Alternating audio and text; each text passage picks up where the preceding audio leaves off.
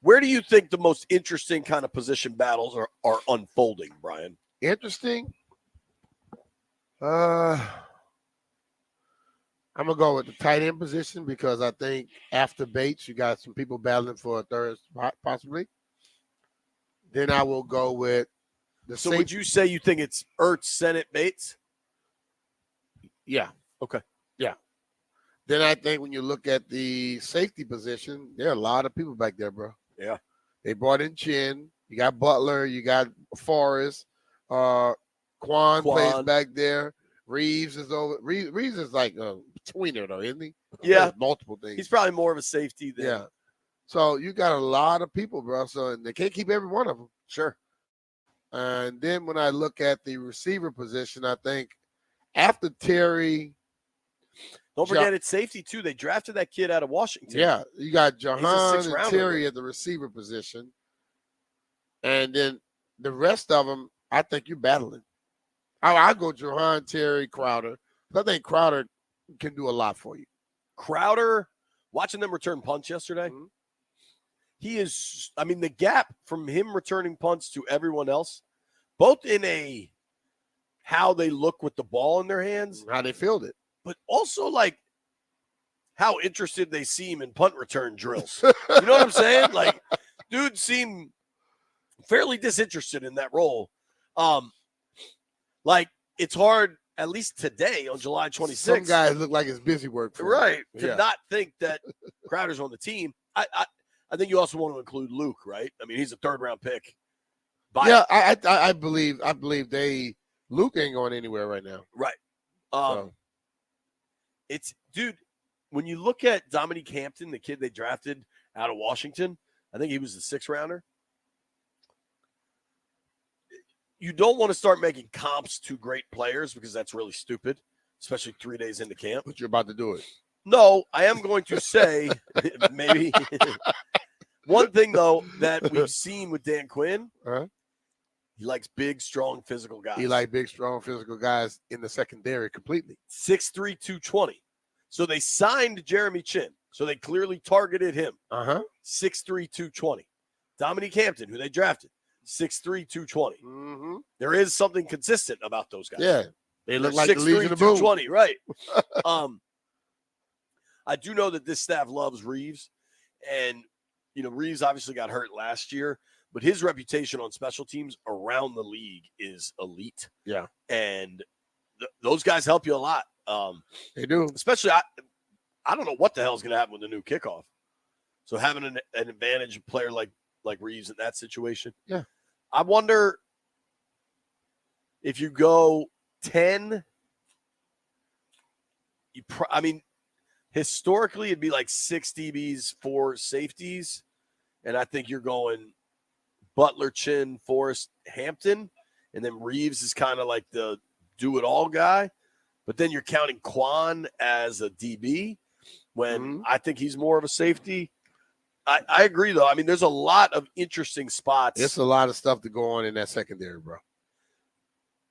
The D-line will be interesting, too, especially with Newton back now. Mm-hmm. I think Ridgeway has been good and will continue to develop. Ridgeway lost 20 pounds. Have you gotten a look at him? I don't go out there and stare at him like that. 20 pounds is pretty noticeable. And, dude, Nikki had a story on him. How much was he, Ridgeway? He was listed as, where are you, Johnny?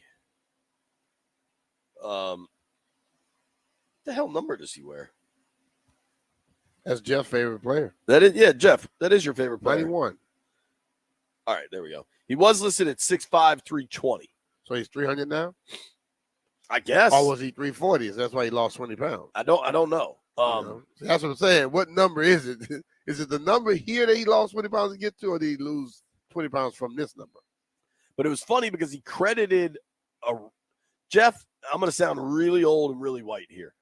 Who is Action Bronson? He's a rapper.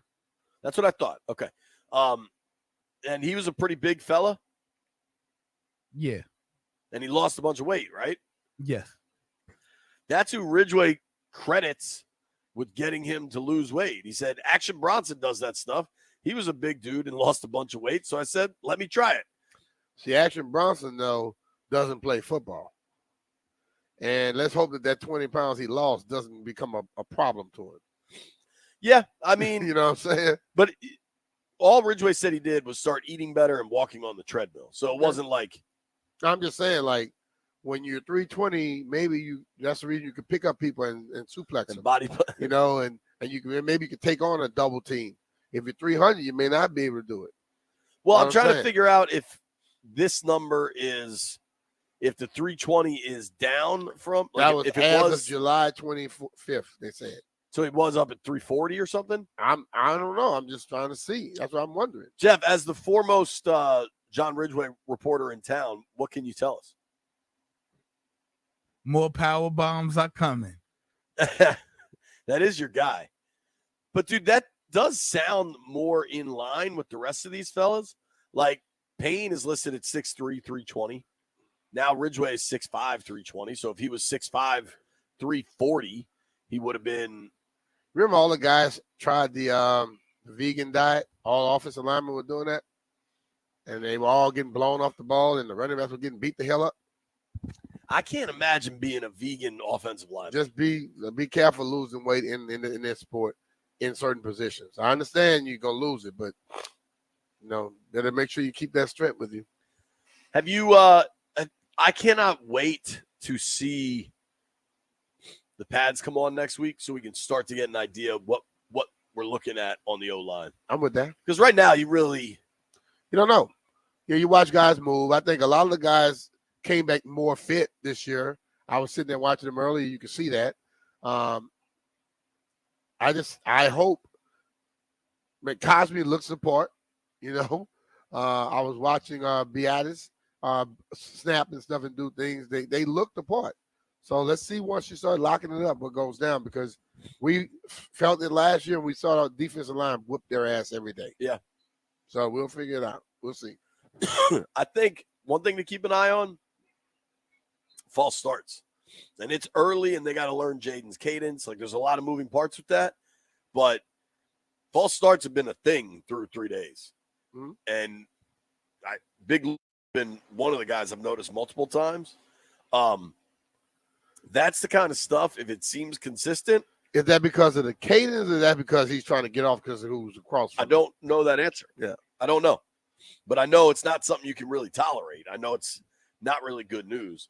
When I look at the roster and kind of the battles that are emerging, I'm really curious about this left tackle spot. But I think that hasn't even started yet. Once the pads come on next week, we'll learn a lot more. Preseason games will tell us a lot more. One other thing I wanted to bring up quickly was Dan Quinn today talked about kicker. And they've been listen, when they got here, they immediately tried to settle bad situations at long snapper and kicker. Yep. They signed Tyler Ott, veteran. They signed, I don't even remember the guy's name now, the Jags kicker that they signed. Mm-hmm. They thought they had solved those issues. Then the Jags kicker gets popped for the lawsuit and all the allegations against him. They had to release him. So now they're like kind of back in the kicker competition pool. I would be surprised if we don't see another kicker out here before the month is out. Like, not to knock this young man Ahmed, they have, but like, you're going to have some competition at that position. You should.